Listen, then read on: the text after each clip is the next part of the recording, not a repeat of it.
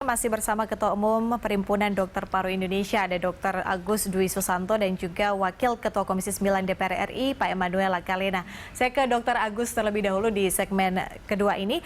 Dr. Agus, tadi kan sempat disinggung ada beberapa obat lah seperti itu, kandidat obat yang bisa dikatakan telah terbukti menunjukkan manfaatnya dalam menyembuhkan pasien COVID-19 seperti Favipiravir, kemudian juga ada Remdesivir. Nah, ini seperti apa sih cara kerja obat tersebut, Dok? Ya, terima kasih, Mbak. Jadi, Favipiravir dan Remdesivir ini adalah golongan antivirus ya.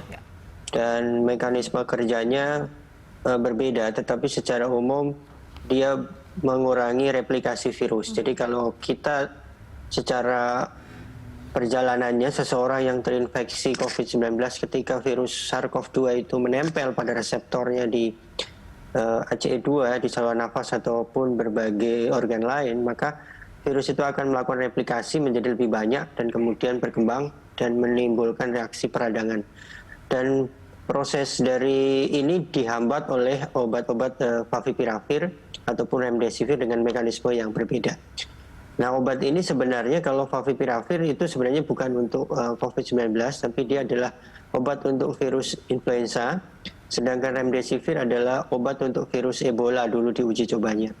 Hanya saja di dalam perjalanannya di berbagai riset dan jurnal di luar negeri dicoba pada pasien-pasien COVID-19 dan ternyata memberikan hasil yang cukup baik. Oleh karena itu direkomendasikan untuk dapat digunakan oleh organisasi profesi termasuk oleh Perhimpunan Dokter Paru Indonesia dan 5 organisasi profesi yaitu PAPDI, kemudian PERKI, Perdatin maupun IDAI.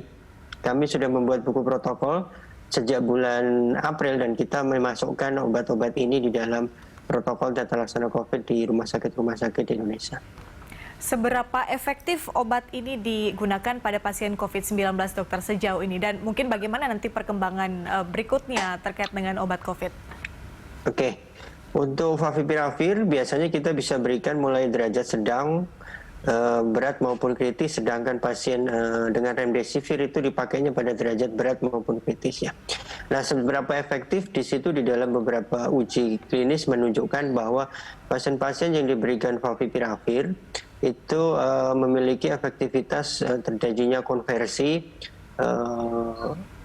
swabnya dan kemudian perbaikan gejala klinis lebih baik dibanding pada pasien yang tidak diberikan ya. Ada perbedaan yang mungkin 20-30% lebih baik. Tentunya ini memberikan suatu harapan kalau kita berikan obat yang lain kemudian kita berikan Favipiravir ada suatu perbedaan yang cukup baik yang kita bisa berikan. Begitu pula Remdesivir menunjukkan penurunan angka mortalitas dan angka perawatan di ICU itu lebih baik dibanding pada pasien yang tidak diberikan Remdesivir. Mungkin perbedaannya bisa sampai 10-20%.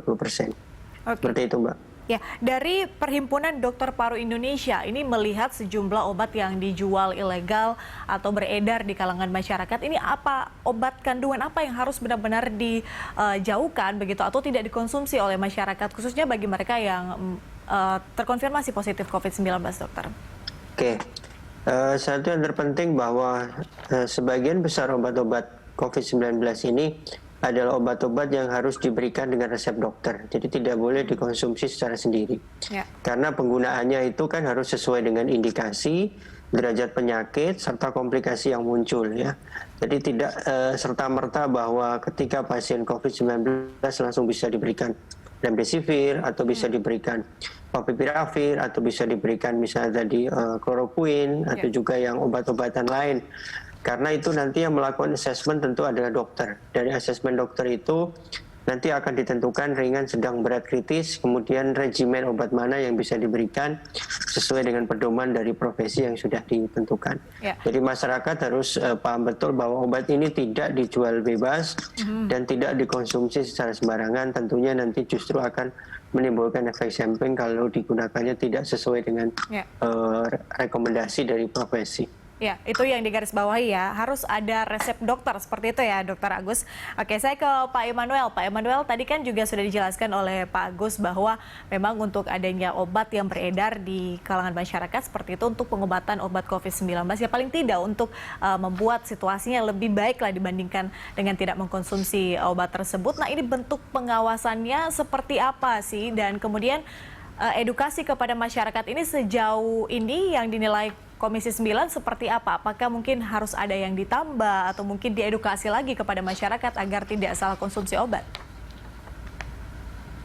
Ya, pertama kalau kita bicara tentang optimalisasi penggunaan obat COVID-19 ini, tentu harus dimulai dengan yang namanya kita memberikan edukasi. Ya.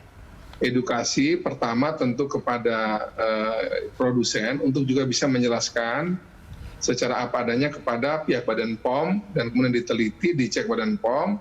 Nah, tugas Badan POM nanti untuk bagaimana menerangkan kepada publik apa adanya berbagai obat yang didaftarkan sebagai obat yang bisa menangani COVID-19. Sekali lagi, kategorisasi dari orang yang positif COVID-19 atau bahkan orang yang belum terkena COVID-19 ini adalah orang-orang yang memang semuanya butuh obat. Ya. Obat dalam pengertian untuk mencegah dia jatuh sakit, misalnya multivitamin dan berbagai macam kebutuhan yang semacam itu, atau bagi yang terkena dari kategori paling ringan sampai yang kritis itu, mereka tentu membutuhkan obat untuk terutama meningkatkan imunitasnya, dan sudah yang kalau kondisi kritis untuk ya kita butuh untuk obat antivirus yang remdesivir dan sebagainya itu. Nah, jadi ini pertama butuh informasi yang lengkap dari produsen, dan lebih daripada itu Badan POM sendiri yang harus menjelaskan kepada publik tentang terkait bagaimana komposisi, manfaat, indikasi, cara pakai dan sebagainya, sehingga publik kita juga teredukasi dengan benar bagaimana mereka bisa memanfaatkan obat COVID-19 ini dengan baik. Nah, yang kedua terkait dengan apa yang kita khawatirkan atau yang kita bahas hari ini, bahwa orang karena semuanya mengejar obat COVID-19 ini, tentu tidak bisa dihindari bahwa hukum ekonomi akhirnya terjadi, Pak. Ya. Makin tinggi kebutuhan dan suplai yang terbatas ini, tentu makin banyak hal yang akan terjadi di lapangan terkait dengan penggunaan obat yang ditengarai bisa dikategorikan obat COVID-19 ini.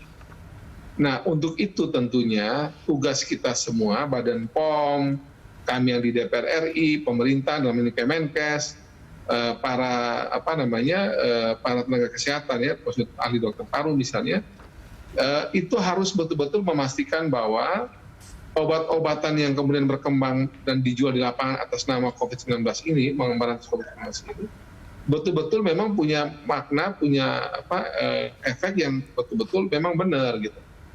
Nah, kalau kita temukan ada yang tidak sesuai, itu tidak benar, juga selain Badan POM kita juga punya tugas untuk menjelaskan.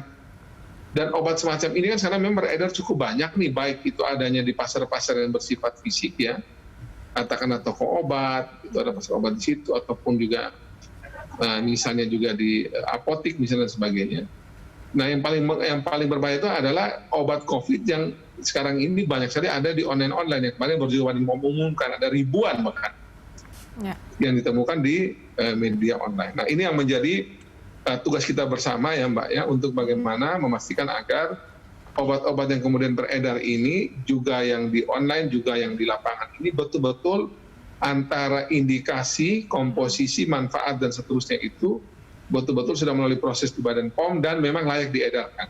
Ya. Kita lihat sendiri kemarin kan misalnya obat juga yang diproduksi oleh Unair ya, yang didukung oleh BIN, TNI Angkatan Darat misalnya, dan Mabes Polri misalnya, itu kan juga kemudian kan mengalami semacam juga pro kontra di publik. Nah, tapi kemudian Badan POM segera mengambil alih dan sekarang lagi melakukan proses pendampingan terhadap obat dari Unair ini. Ya. Nah, kemarin juga kita lihat sekarang setelah beberapa pihak sudah memasukkan, sekarang juga salah satu perusahaan swasta misalnya Kalbe Farma masukkan remdesivir ya.